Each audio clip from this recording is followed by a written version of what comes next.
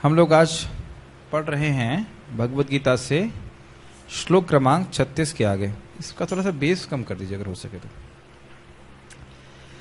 अवाच्यवादांश्च बहून्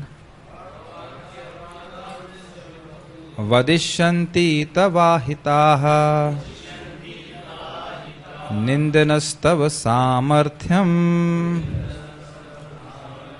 ततो दुखतरम नु किम।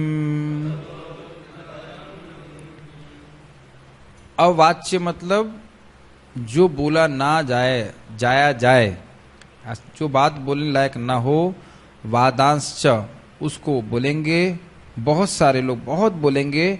वदशंति तव अहिता, अहिता मतलब तुम्हारे शत्रु तुम्हारा अहित चाहते हैं, अहित करना चाहते हैं, वो सब तुमको बोलेंगे यदि तुम युद्ध को छोड़ देते हो। क्या क्या बोलेंगे? निंदनस तव सामर्थ्यम ततो दुखतरम नुक्तिम किम। आपके सामर्थ्य को, आपके पराक्रम को, अर्जुन के पराक्रम को वह निंदा करेंगे, कहेंगे ये तो कायर व्यक्ति है इसलिए वह युद्ध छोड़ दिया है और इससे अधिक दुख आपके लिए नहीं होगा। मतलब मर जाओगे तो भी दुख जो है वह इस दुख से कम ही होगा। ये बात भगवान श्री कृष्ण बोल रहे हैं। तुम्हारे शत्रु अनेक प्रकार के कटु शब्दों से तुम्हारा वर्णन करेंगे और तुम्हारे सामर्थ्य का उपहास करेंगे। तुम्हारे लिए इससे दुखदाई और क्या हो सकता है? क्या आप लोगों को लगता है कि शब्द बहुत दुख देता है और बहुत समय तक दुख देता है? शब्द ही दुख देते हैं। मैं एक माता जी जिनके हम कार्यक्रम करने जाते हैं बोलते हैं, और अब तो उनके बच्चे की शादी हो चुकी है, बोले जब मैं शादी होके आई थी तब मैंने हलवा बनाया था और मेरी सास ने बोला अब बहुत अच्छा बना है लेकिन माल डालेंगे तो अच्छा बनेगा ही, मतलब तुम्हारी क्या इसमें योग्यता है? तो वो बात उनको कब हुई होगी? 35 साल पहले। कहते आज तक मुझको याद है। तो आप देख सकते हैं कि जो शब्द है उतना मर्म भेदी होता है कि 30-30, 40-40 साल तक लोगों को याद रहता है। कुछ भक्त इस्कॉन में नहीं है क्योंकि 30 साल पहले कुछ हुआ था 30 साल पहले किसी भक्त ने कुछ खराब बोल दिया तो उस कारण से आज तक इस्कॉन में वापस नहीं है। इतना खतरनाक हो जाता है, शब्द बहुत खतरनाक होता है।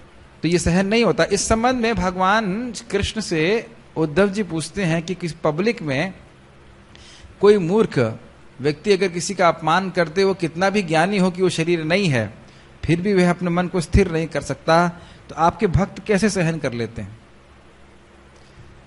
तो भगवान कहते हैं क्योंकि उनका मन मुझ में लगा है इस कारण से, अन्यथा मन तो पकड़ लेता उन बातों को, अन्यथा आप सहन नहीं कर सकते। आप देखिए कि ज्यादा इस पे इलैबोरेट नहीं करना चाहते, लेकिन हरिदास ठाकुर जी के संबंध में आप देख सकते हैं कि 22 बाजार में मारा गया तो क्या बेइज्जती नहीं है? है ना? आप सोचो कि किसी के संग पुलिस वाले 2000 थप्पड़ मार दें किसी को तो कितना खराब लगेगा। हर आदमी सोचेगा ना कि कितना गलत आदमी, कुछ गलत किया, वो कुछ चोरी किया है तभी तो ऐसा किया है। साधु को भी कोई मारेगा तो सोचेगा अच्छा साधु की ड्रेस में जरूर कुछ गड़बड़ काम किया इसलिए पुलिस मार रही है, और बिना कारण के। तो 22 बाजारों में मारने के बाद भी हरिदास ठाकुर जी यही कह रहे हैं कि नहीं भगवान उनको माफ कर दीजिए, इन्हें पता नहीं कि वो क्या कर रहे हैं। ये जीसस क्राइस्ट के केस में आप देख सकते हैं। तो ये जो सहिष्णुता है ये बड़ी टफ क्वालिटी है। तो खैर यहाँ पे क्षत्रिय हैं, क्षत्रिय तो वैसे भी सहन नहीं कर पाते, तो भगवान उस गुण को उकसा रहे हैं, कह रहे हैं कि तुम्हारे इस सामर्थ्य को, पराक्रम की वे निंदा करेंगे तो तुम्हें अच्छा लगेगा, इससे बड़ा दुख तुम्हारे लिए नहीं है। ठीक है। इसके अलावा ये गीता भूषण टीका पढ़ रहे हैं, आपके शत्रु जो कि धृतराष्ट्र के पुत्र हैं, इसके अलावा का अर्थ क्या है? तुम्हें अकीर्ति प्राप्त होगी और तुमको पाप प्राप्त होगा। ये पिछले श्लोक में बताया था, हमने चर्चा किया था। अब कह रहे हैं इसके अलावा आपके शत्रु अर्थात आपका अहित करने वाले आहिता जो कि धृतराष्ट्र के पुत्र हैं। ये भी इंटरेस्टिंग है क्योंकि धृतराष्ट्र के पुत्रों ने बहुत से अहित करने का प्रयास किया था, इसलिए यहां पे उनको आहिता कहा जा रहा है। ये तो समझाने की जरूरत नहीं है क्या क्या अहित किए थे। आपके पूर्व सिद्ध पराक्रम की आलोचना करेंगे और आपको बंजर तिल के बीज, अब ये भी पता नहीं बड़ी स्पेशल प्रकार की भर्सना है, जैसे कई असहनीय शब्द कहेंगे। मतलब क्या बेकार इंसान है। तिल बहुत इंपॉर्टेंट अच्छी चीज होती है, लेकिन बंजर तिल का बीज किसी काम का नहीं है। तो उसी संबंध में बोला जा रहा है कि तो बंजर तिल के बीज के समान है, से कोई फल प्राप्त नहीं होता, से कुछ काम नहीं होता, निकृष्ट है, ऐसी बातें वो बोलेंगे। ये ध्यान देना चाहिए कि भीम को जब दुर्योधन और कर्ण ने द्रौपदी के प्रति अपशब्द कहे थे, वो पूरा समय उनके चित्त में घूमते रहते थे और बार बार दांत जैसे कस के भींचते थे।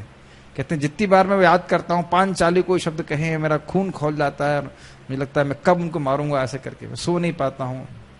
महाभारत में सबका वर्णन है। इस प्रकार से बहुत सारी बातें बोली थी, तुम तो दास हो, तुम लोग तो दास हो गए, तुम लोग क्या करोगे, ऐसे बहुत बुरी बातें बोली थी। तो बातें उनके दिन में घूम रही थी।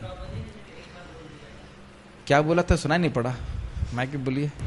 द्रौपदी ने जब दुर्योधन ये नहीं समझ पाया था, तब लाइक फादर लाइक सन, मतलब अंधे का पुत्र। यस, अंधे का पुत्र अंधा द्रौपदी ने बोल दिया था और हंस दिया था। देखिए, स्त्रियां कुछ मजाक करके किसी पुरुष का हंस दें, वो और असहनीय होता है। और सबके सामने ऐसे कह दिया तो उसका हक, तभी उससे जल गया और जल गया था। तो खैर, ये आप देख सकते हैं, बस खाली हम इस पर चर्चा कर रहे हैं कि शब्द ही बहुत मर्म भेदी होते हैं, केवल बाण ही नहीं। जैसे हमारे प्रभु जी के पांव में चोट लगी है, तो आप देख रहे हैं दर्द कम होता जाता है। अगर कोई गाली दे देगा तो वो दर्द बढ़ता चला जाता है ना, अरे इसने ऐसा क्यों कहा, उसने ऐसा क्यों कहा, उसकी चर्चा करेंगे तो और बढ़ जाएगा। तो इस प्रकार हाँ, बहुत कष्ट होता है, व्यक्ति को दर्द होता है। ठीक है, तो इसी बात को हम लोग थोड़ा सा इलेबोरेट कर रहे हैं कि किस प्रकार से दुखतर होगा, बहुत अधिक दुख होगा इस प्रकार से, ऐसे शब्द सुन करके। और इस तरह के ना कहे जाने लायक शब्दों को सुनने से आपको कितना अतिशय दुख होगा। इस प्रकार इन 6 श्लोकों से पता चला कि युद्ध से बचने से अपकीर्ति और स्वर्ग की हानि ही होगी। समझ में आ गया? 6 श्लोक का मतलब हो गया 36वां, 36, 35, 34, 33, 32, 31। यहां पे भगवान ने वर्णन किया कि तुम आत्मज्ञान के अर्थात पे उन्होंने कहा कि शोक मत करो। अब यहाँ पे सकाम कर्म के एनालिसिस के अनुसार कि इस जगत में भी तुमको दुख प्राप्त होगा, ये समझते हुए तुम युद्ध करो। ठीक है? तात्पर्य, प्रारंभ में ही भगवान कृष्ण को अर्जुन के अयाचित दया भाव पर आश्चर्य हुआ था। अयाचित दया भाव मतलब, अयाचित मतलब होता है जो बिना मांगे, हाँ अपने, वो कहते थे क्या श्लोक था वो, कुतस्तवाह कश्मलमिदम विषमे समुपस्थितम, कहां से ये तुम्हारे अंदर ये हीनता आ गई कि मैं युद्ध नहीं करूंगा, कहां से मांग के ले आए। यस यस, और उन्होंने इस दया भाव को अनार्योचित बताया था। एक आर्य, एक अनार्योचित, जो एक अनार्य के लिए उचित है, यानी आर्य के लिए अनुचित और अनार्य के लिए उचित है, ऐसा बताया था। ठीक है, अब उन्होंने विस्तार से अर्जुन के तथाकथित दया भाव के विरुद्ध कहे गए अपने वचनों को सिद्ध कर दिया है। तो अब समझ गए होंगे, सिद्ध कर दिया है किस भावना से, सकाम कर्म को स्थापित करके कि तुमको स्वर्ग, अगर मरे तो स्वर्ग की प्राप्ति होगी और अगर जीते तो यहां विजय प्राप्त होगी। तो हर तरह से तुम्हारे लिए युद्ध करना ही श्रेयस्कर है। मैं नहीं समझता इसमें कुछ समझाना है, स्पष्ट है। 37, हतो वा प्राप्स्यसि स्वर्गम् जित्वा वा भोक्ष्यसे महिम् तस्मात् उत्तिष्ठ कौन्तेय युद्धाय कृतनिश्चयः। अर्थ स्पष्ट है। हता मतलब मारे जाओगे तो क्या प्राप्त होगा, स्वर्ग की प्राप्ति होगी। जित्वा वा मोक्ष से महिम, महिम मतलब धरती, अगर आप जीतोगे तो धरती का भोग करेंगे। इसलिए सो जाओ चारपाई डाल के, है ना? नहीं, तस्माद उत्तिष्ठ, इसलिए उठो क्योंकि दोनों हाथ घी में और सर कढ़ाई में, हर तरह से आपका फायदा है। सुना है ना आपने इस तरह से। कौंतेय का अर्थ है कुंती पुत्र, और युद्ध करो कृत निश्चय, निश्चय करके। हे कुंती पुत्र, तुम यदि युद्ध में मारे जाओगे तो स्वर्ग प्राप्त करोगे, या यदि तुम जीत जाओगे तो पृथ्वी के साम्राज्य का भोग करोगे। अतः दृढ़ संकल्प करके खड़े हो और युद्ध करो। गीता भूषण टीका, मैं लड़ाई छोड़ रहा हूं क्योंकि यह अनिश्चित है कि मैं विजयी रहूंगा। ये डाउट है कि जरूरी तो नहीं कि मैं युद्ध करूंगा, तो इस पे भगवान बोल रहे हैं कि अगर आप यहां तक कि पराजित होने और मारे जाने के बाद भी आप स्वर्ग को प्राप्त करेंगे विजय होने पर आप पृथ्वी का आनंद लेंगे। एक पॉसिबिलिटी ये भी तो है कि पराजित भी हो जाए और जिंदा भी रह जाए, इसका खंडन कीजिए। यह है एक पोजीशन, ये है कि मारे गए तो स्वर्ग प्राप्ति होगी और तुरंत होगी, यज्ञ करने से बाद में होती, लेकिन मरेंगे तो तुरंत स्वर्ग की प्राप्ति होगी, तो फायदा है। जीत गए तो विजय प्राप्त करेंगे, लेकिन अगर पराजित हो गए और जिंदा बच गए तो क्या उत्तर है? उत्तर दीजिए माइक पे। क्या ये भी पॉसिबिलिटी है कि पराजित हो जाएं और जिंदा बच जाएं? मुझे पता है इसमें बहुत लोग गलती करेंगे, इसलिए बताइए क्या ये संभावना है कि अर्जुन पराजित हो जाएं और जिंदा भी बच जाएं? अब तो बहुत आसान कर दिया मैंने। बोलिए बोलिए बोलिए, माइक दीजिए, माइक दीजिए। यस। जैसे अर्जुन जैसा क्षत्रिय योद्धा पराजित अगर हो जाए तो वो जिंदा नहीं रह सकता, वो मर ही जाएगा। वो तब तक मारे नहीं जाएंगे, वो लड़ते रहेंगे, ये हिसाब किताब। ऐसा नहीं अभिमन्यु क्षमा मांगना चालू कर दिए थे, मर गए लेकिन वह पीछे नहीं हटे। आप देखिए, बोलता हूं तो रोमांचित हो जाता हूं सुनकर, कैसे भाव से युद्ध कर रहे थे। मैंने सुना 16 ना कितने महारथियों से अकेले से युद्ध कर रहे थे। ऐसा नहीं था सरेंडर करते, चलिए मैं आपके पक्ष में आ जाता हूं, छोड़ दीजिए अभी थोड़ी देर के लिए। जब तक अर्जुन वापस आए तब तक जो है हम मांडवली कर लें। मांडवली का मतलब होता है समझौता कर लें, फिर आज जब शाम हो जाएगी तो उधर वापस पांडव के पास चले जाएंगे। नहीं, जैसे आप जानते हो भगवान कृष्ण की लीला में भी प्रद्युम्न युद्ध कर रहे थे सल्व से, और सल्व ने अचानक से, सल्व का जो कमांडर था अचानक से आकर के उनके छाती पर वो गदा मार देता है, तो बेहोश हो जाते हैं। तो उनका जो रथी है वह उनको युद्ध से थोड़ा दूर ले जाता है, फिर पानी वानी छिड़कता है, फिर वह होश में आते हैं। तो उन्हें बड़ा क्रोध आता है, कहते हैं अरे तुम ऐसा कैसे कर दिए, मैं मर जाता तो बढ़िया रहता। अब अगर मैं वापस जाऊंगा तो ये जो मेरी अन्य मतलब जैसे भाइयों की पत्नियां हैं मुझ पर थूकेंगी या मुझ पर मेरा उपहास करेंगे। तो कहते हैं नहीं, मैंने आपकी रक्षा करने के लिए किया। फिर वो प्रद्युम्न को लेके आते हैं, फिर उनको मार देते हैं। प्रद्युम्न जो है उनको मार देते हैं, उसका नाम याद नहीं आ रहा, कुष्मांड नाम था, ऐसा कुछ नाम था जहां तक मुझे याद आ रहा। नहीं हो तो इस प्रकार से ऐसा होता। तो ये क्षत्रियों के लिए मरना ही श्रेष्ठकर होता। तो अब मर जाते, लेकिन वह जब तक वो मरते नहीं तब तक वो जीतना संभव नहीं था। तो इसलिए ये थर्ड ऑप्शन नहीं था कि पराजित हो जाते और जिंदा रहते। यस। इवन अभिमन्यु भी उसको पता नहीं था कि चक्रव्यूह उसको तोड़ना नहीं आता था, फिर भी वो युद्ध में बहुत वीरता से लड़े और हाँ, तो यही मैं बोल रहा हूँ कि क्षत्रियों में भावना ही रहती। इतना आसान भी नहीं क्षत्रिय होना, एक्चुअल क्षत्रिय होना बहुत मुश्किल है। सब ऐसे ही है, सब तो ठीक है। अरे हम भी ऐसे, हमसे कोई बोल दे गन चलाओ तो ना हम तो चलेगा वही गन, लेकिन ठीक है, कलयुग शुद्ध संभव है। यहां तक कि पराजित होने और मारे जाने के बाद भी आप स्वर्ग को प्राप्त करेंगे। विजय होने पर आप पृथ्वी का आनंद लेंगे।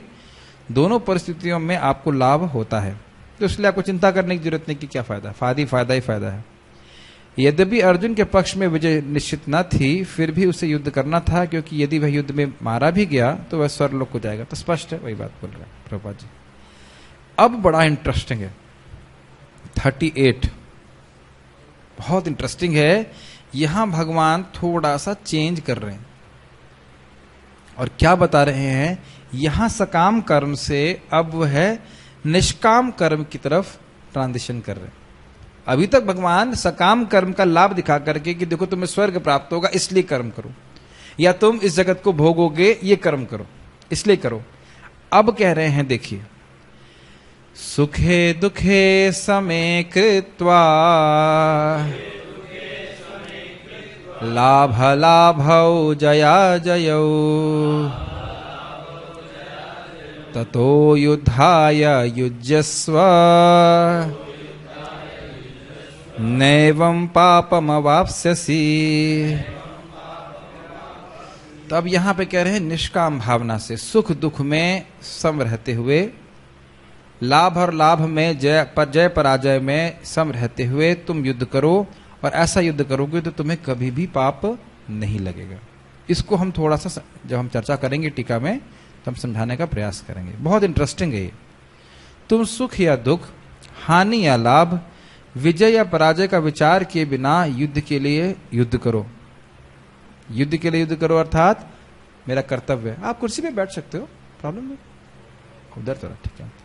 ऐसा करने पर तुम्हें कोई पाप नहीं लगेगा।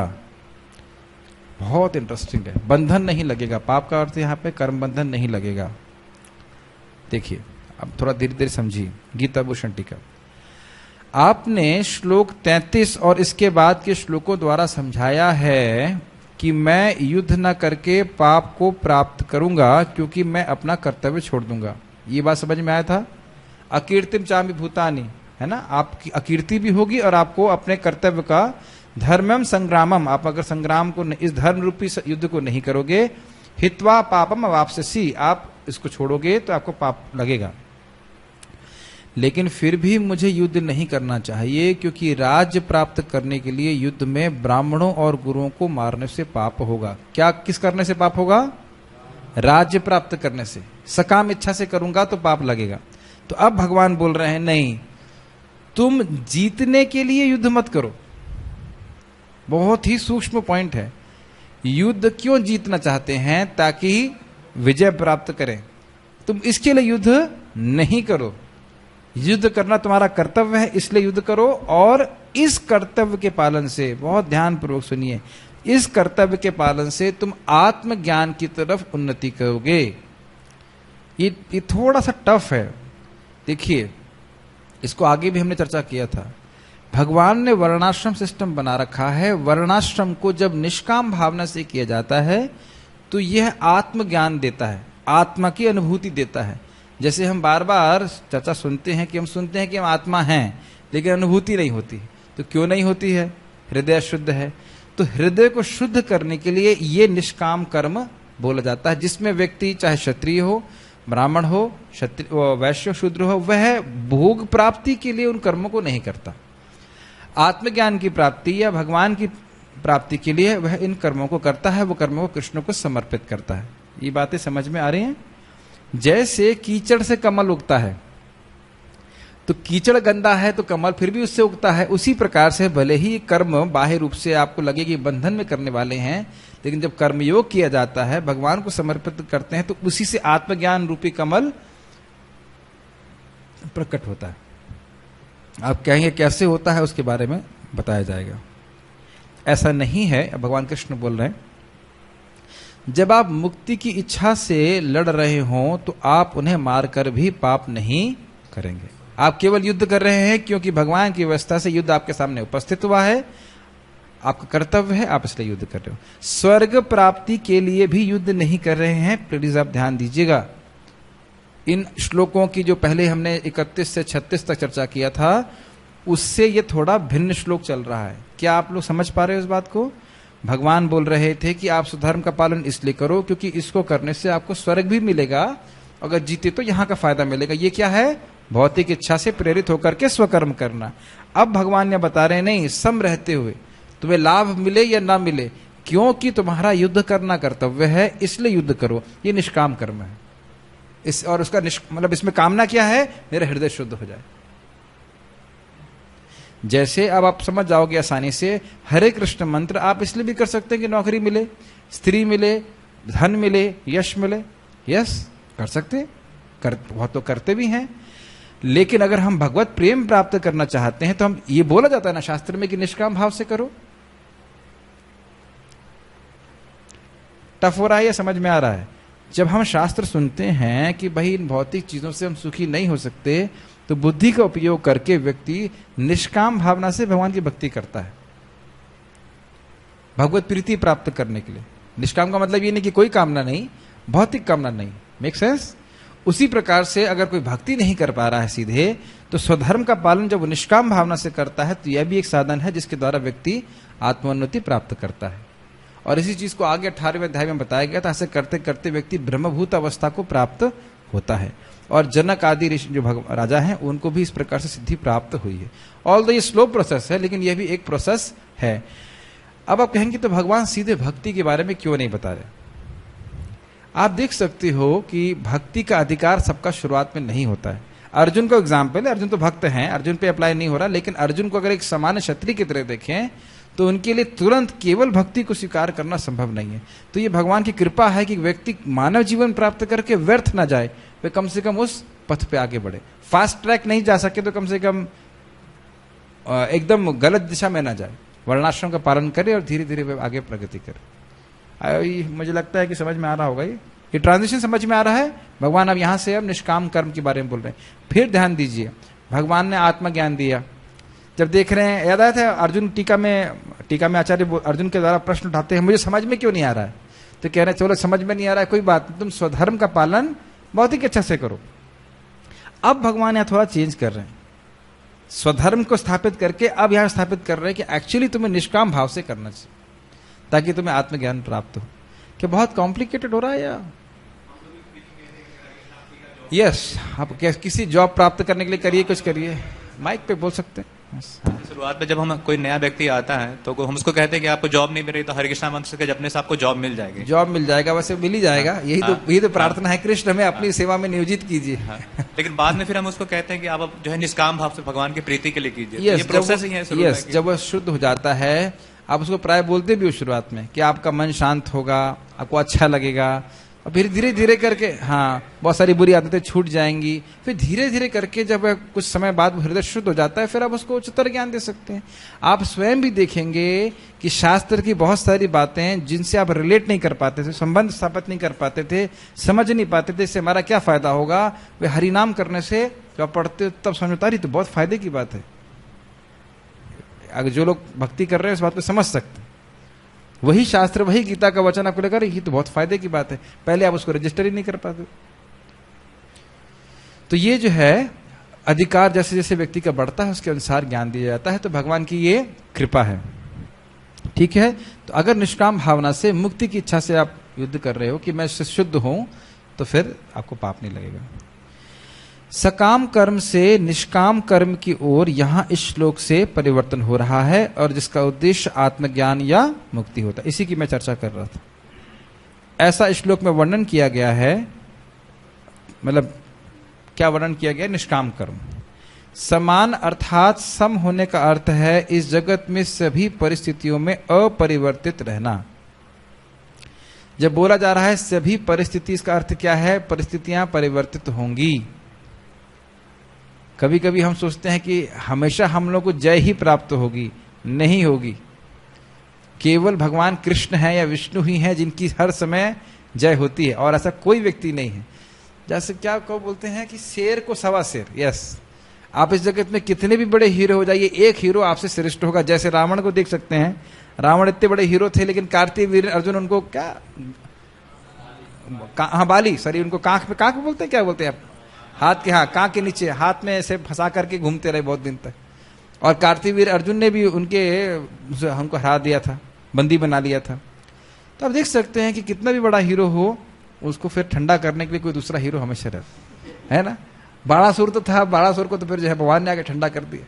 तो ये चीज रहती है, हर व्यक्ति को कभी ना कभी पराजय स्वीकार करनी पड़ती है। और भाइयों, इंद्रियों से पराजय तो हमें दिन में एक बार तो हो ही जाती है।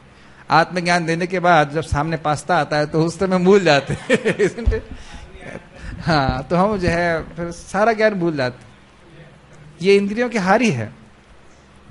तो इंद्रियों से तो व्यक्ति हारता ही है बाकी चीजें हारे या ना हारे। तो खैर बात यह है कि अच्छा, दूसरा बात आप देख सकते हो, कभी कभी आपको ये सब प्रैक्टिकल भी है हमारी भक्ति में भी। हम भक्ति कर रहे हैं, कभी हमको भक्ति बड़ी अच्छी लगती, बड़ा हमें लगता है कि हम जप कर रहे हैं, बहुत अच्छा कर रहे हैं, बहुत हम स्ट्रांग फील करते हैं। कभी एकदम से डाउन फील करते हैं। दोनों ही परिस्थिति में सम रहने का प्रयास करना चाहिए। बहुत हर्षित नहीं हो जाना चाहिए। या मान लीजिए आप हम कोई प्रचार कर रहे हैं, कुछ भी प्रोजेक्ट कर रहे हैं, तो बढ़िया फल फूल रहा है, तो एकदम हर्षित हो गए, सोचते बहुत हीरो है, और उसके बाद एकदम से कम हो गया तो अरे अब कुछ नहीं रहा। ऐसा नहीं करना चाहिए। फल देने वाले कौन है? भगवान। ये बहुत अच्छी बात है। फल की शक्ति नहीं है, हमारे अंदर शक्ति नहीं है कि हम फल का निर्माण कर सकें। चिंता नहीं करना चाहिए इसके बारे में।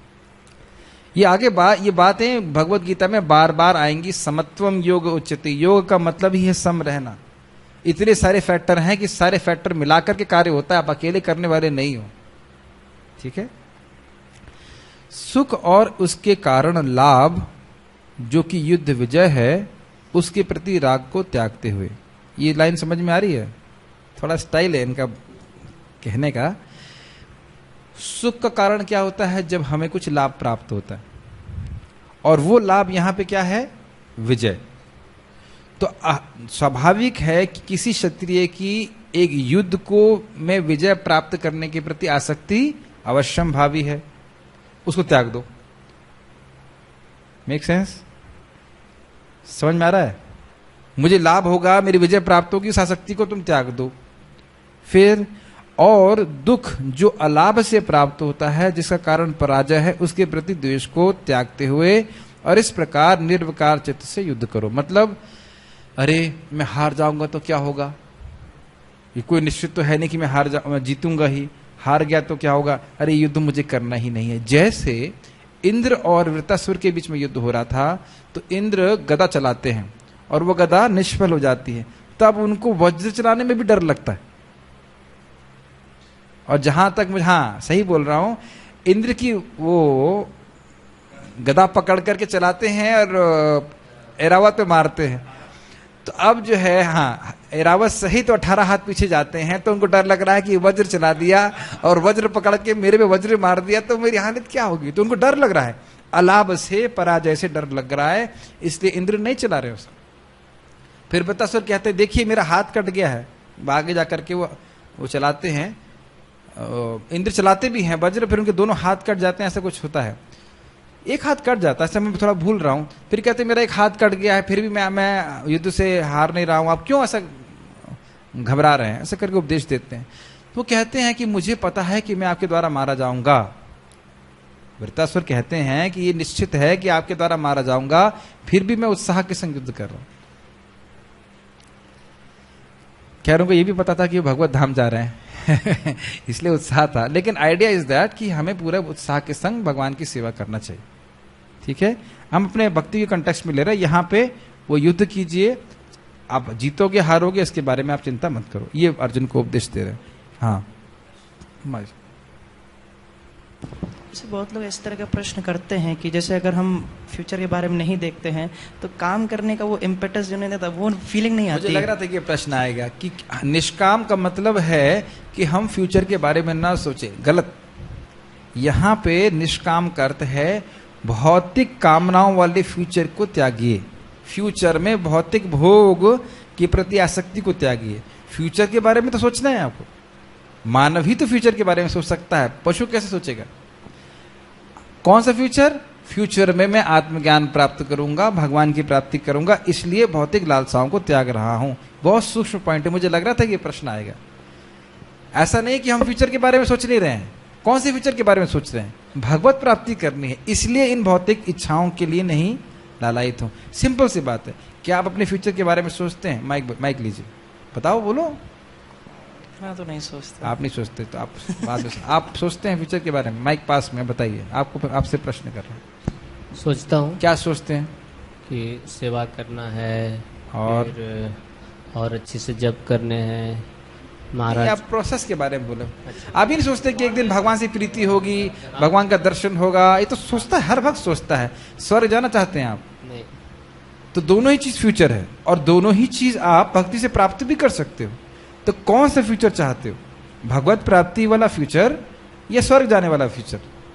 तो शास्त्र क्या बोल रहा है? स्वर्ग जाने वाला फ्यूचर को त्यागो और भगवत प्राप्ति वाले फ्यूचर पर केंद्रित करो। हायर गोल, ये नहीं बोला जा रहा कि आंखें बंद करो। समझ में नहीं आ रहा? मैं एग्जाम्पल दे रहा हूं, एग्जाम्पल से देता हूं, नई व्यक्ति के लिए थोड़ा ये सब बात है, ये सब नई व्यक्ति के लिए।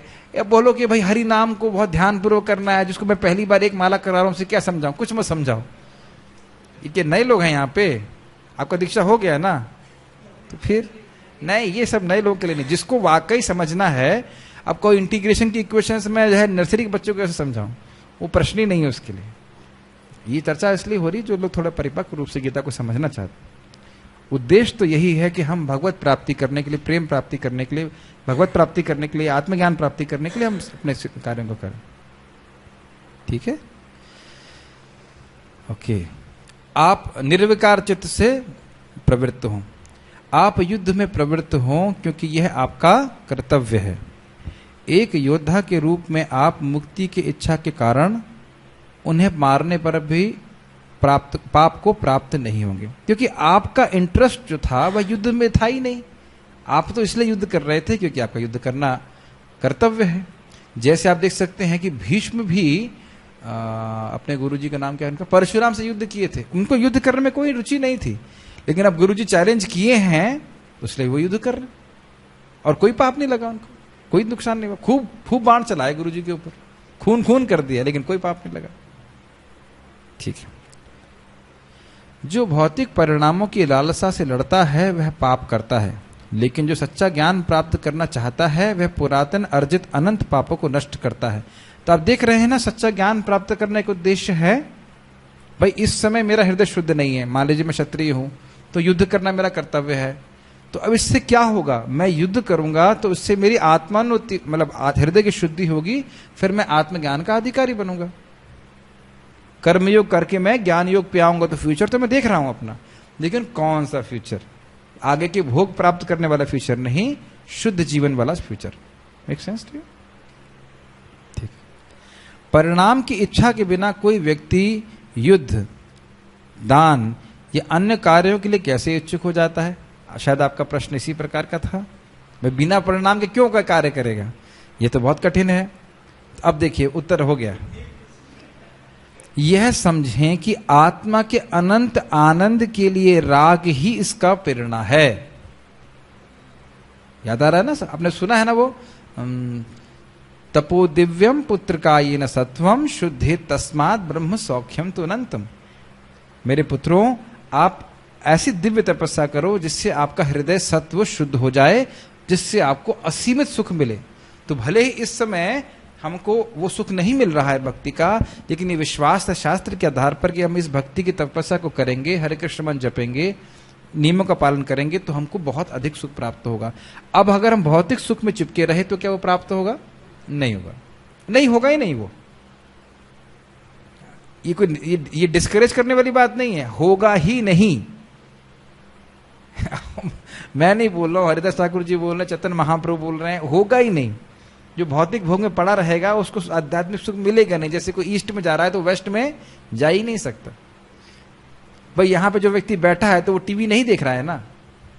आपको मैं टीवी भी देखूं और गीता भी सुनूं, ऐसे कैसे हो सकता है? हो सकता है अगर टीवी में गीता आ रही हो, लेकिन प्राय टीवी में नहीं आती गीता, इजंट इट?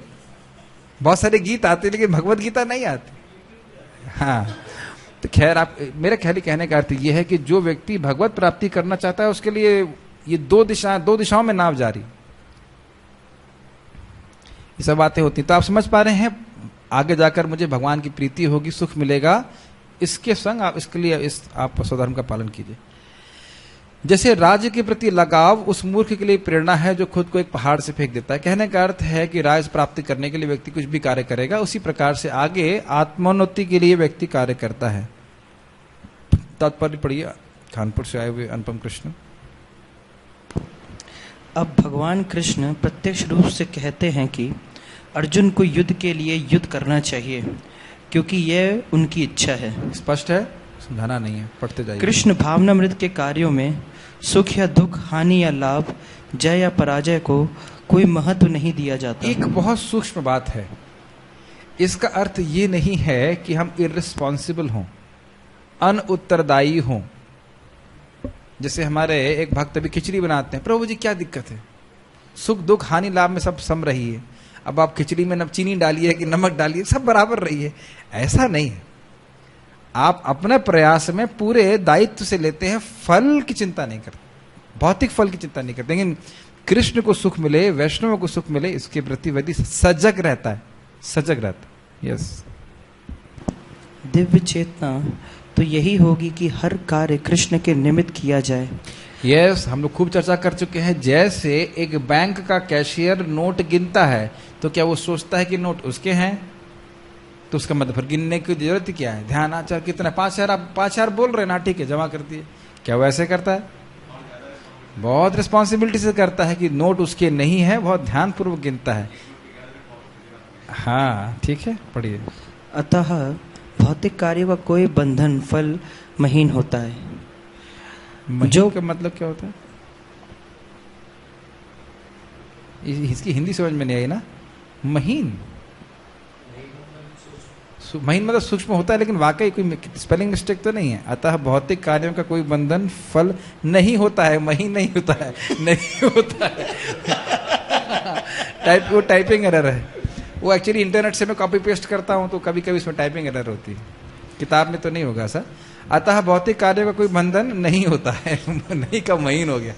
ठीक है। हाँ, जो कोई सतोगुण या रजोगुण के अधीन होकर अपनी इंद्रिय तृप्ति के लिए कर्म करता है उसे अच्छे या बुरे फल प्राप्त होते हैं, किंतु जो कृष्ण भावनामृत के कार्यों में अपने आप को समर्पित कर देता है वह सामान्य कर्म करने वाले के समान किसी का कृतज्ञ या ऋणी नहीं होता। इस पे कुछ सूक्ष्म पॉइंट्स हैं। एक, सतोगुणी व्यक्ति दान करता है, क्यों? मेरे ख्याल से उसको थोड़ा सा ऑफ कर दीजिए, कुछ आवाज आ रही है।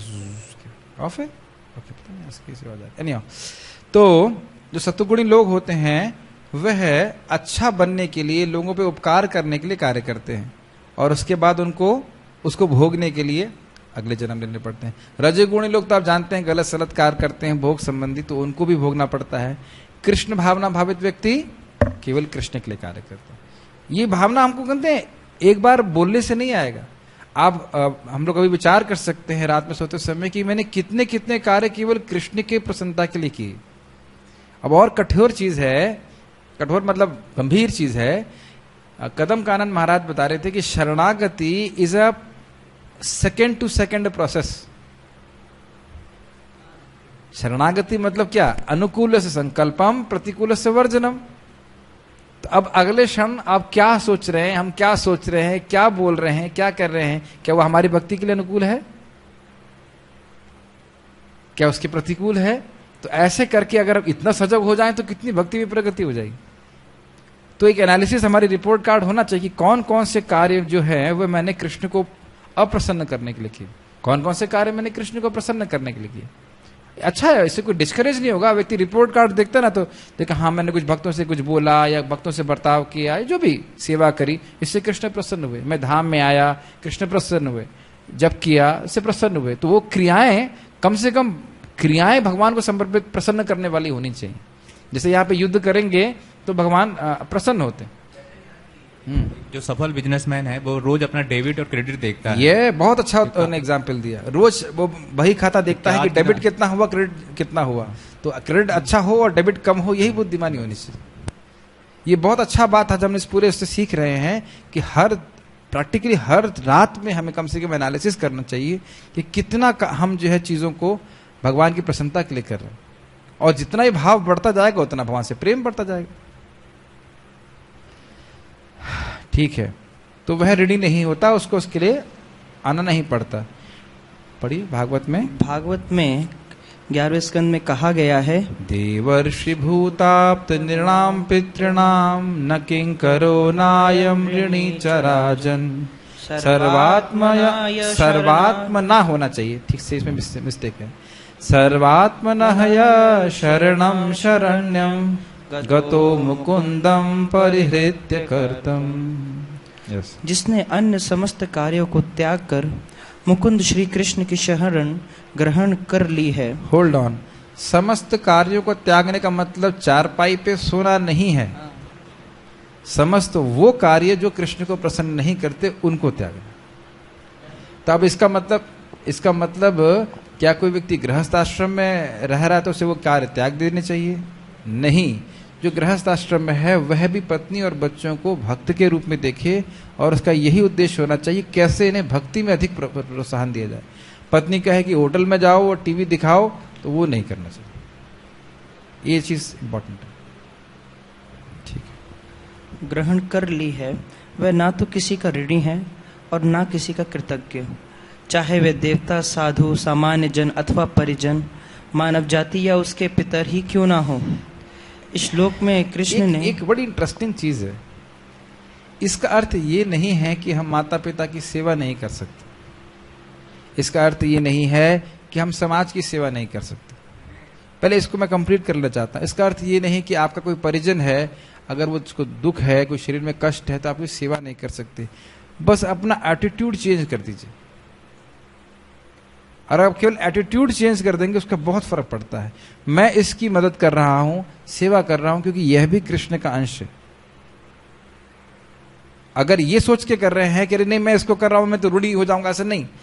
इसलिए कर रहा हूं क्योंकि यह भी कृष्ण का अंश, चाहे वो माता हो, चाहे पिता हो, चाहे कोई भी हो। अच्छा, कोई ब्रह्मचारी आश्रम में है, ब्रह्मचारी आश्रम होने का मतलब यह है कि आप माता पिता की सेवा नहीं कर सकते। लेकिन सर्वात्मनः या शरणम शरण्यम, भगवान श्री कृष्ण का भजन तगड़ी तरीके से कर रहे हैं, तुरनी नहीं रहेंगे। कुछ अगर कर्तव्य नहीं कर पाए माता पिता के प्रति तो भगवान उसको करवा देते हैं, पूर्ण करवा देते हैं। समझ पा रहे हैं?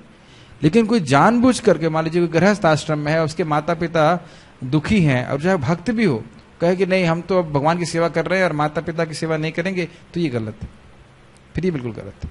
देखिए पूरे शास्त्र में कहीं धोखेबाजी चलती नहीं, धोखेबाजी नहीं चल सकती। जानबूझ के कोई कार्य ना करना, इसका दंड प्राप्त होता है। तो ये चीजें थोड़ी सी ध्यान रखनी चाहिए। यस। इस श्लोक में कृष्ण ने अर्जुन को अप्रत्यक्ष रूप से इसी का संकेत किया है। इसकी व्याख्या अगले श्लोकों में और भी स्पष्ट से की जाएगी। उसकी हम चर्चा फिर भगवान ने चाहा तो कल करेंगे। श्रीमद् भगवद गीता की जय। श्रील प्रभुपाद की जय।